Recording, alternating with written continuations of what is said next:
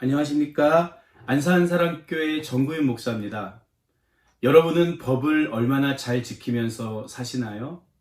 꽤 오래전에 거리에 침을 뱉으면 벌금 3만 원에 해당하는 경범죄가 발표된 적이 있었죠. 물론 지금은 10만 원으로 상향 조정되었어요. 사람들은 이 법이 생기기 이전에도 거리에 침을 뱉었지만 이 법으로 인해서 거리에 침을 뱉는 것이 벌금 3만 원에 해당하는 죄가 된다는 사실을 알게 된 거죠. 이처럼 법이란 어떤 행동이 죄가 되느냐 아니냐를 규정하는 당위의 법칙입니다.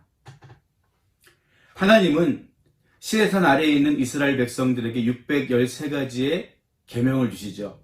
이때 백성들은 우리가 그것을 다 지키겠습니다 이렇게 장담하지만 하나님은 즉시 그들에게 성막을 만들라고 말씀하십니다. 성막의 가장 큰 기능은 제사이고 제사의 핵심은 죄 사함에 있습니다. 말하자면 하나님이 율법을 주신 것은 처음부터 율법을 지켜서 거룩해지라는 의도가 아니라 율법을 통해서 죽을 수밖에 없는 자기의 죄를 알라는 것이었죠. 그래서 로마서 3장 20절 말씀을 보면 그러므로 율법의 행위로 그의 앞에 의롭다 하심을 얻을 육체가 없나니 율법으로는 죄를 깨달음이니라 이렇게 말하는 것이죠. 그런데 로마서 3장 21절과 22절을 보면 이제는 율법 외에 하나님의 한 의가 나타났으니 율법과 선지자들에게 증거를 받은 것이라 곧 예수 그리스도를 믿음으로 말미암아 모든 믿는 자에게 미치는 하나님의 의인이 차별이 없느니라 이렇게 선언합니다. 과거엔 율법을 받은 유대인과 이방인 사이에 구별이 있었지만 이젠 누구나 예수님을 믿는 사람들에게는 하나님이 똑같은 약속을 주셨다는 거죠. 그러면 예수 그리스도를 믿는 자들에게 주신 하나님의 약속은 무엇일까요?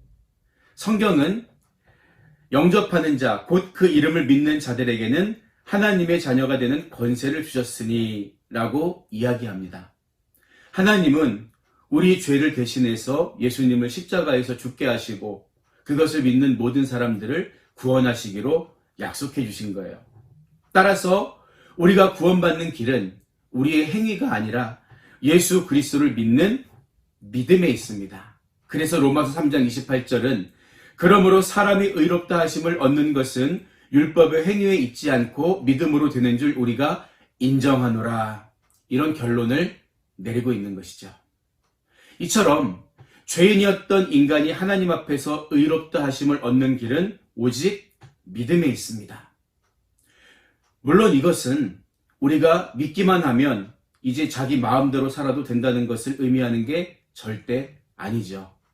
바울은 이런 중요한 사실에 대해서 뒤에서 자세하게 다루고 있습니다.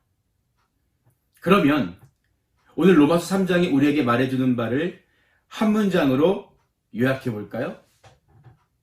율법으로 죄를 깨달아 믿음으로 구원받는 것이 복음이다. 다음 시간에 뵙겠습니다.